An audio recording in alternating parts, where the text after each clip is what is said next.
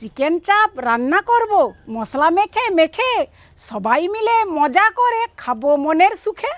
Chicken চাপ রান্না করার জন্য এই মশলাগুলো অবশ্যই লাগছে কিছু কাঁচা পেঁয়াজ আর আদা রসুন কাঁচা লঙ্কা চালমগজ পোস্ত আর কাজু বাদাম। এইগুলো সব আমি একসঙ্গে বেটে মাংসর মধ্যে দিয়ে মাংসর মধ্যে গোলমরিচ লবণ হলুদ লঙ্কার গুঁড়ো আর কিছুটা টক দই দিয়ে ভালোভাবে ম্যারিনেট করে আধ ঘন্টার মতো রেখে দেব।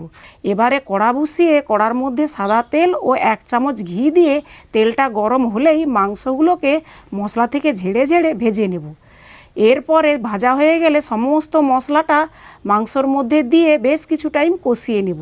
মাংসটা কষানো হয়ে গেলে দিয়ে দিব গরম মশলা 1 চামচ 1 চামচ কেওড়া জল আর 1 চামচ গোলাপ জল আর 2 ফোঁটা মিঠা আতর দিয়ে ভালোভাবে আরও একটু কষিয়ে নিলেই তৈরি হয়ে যাবে চিকেন চাপ।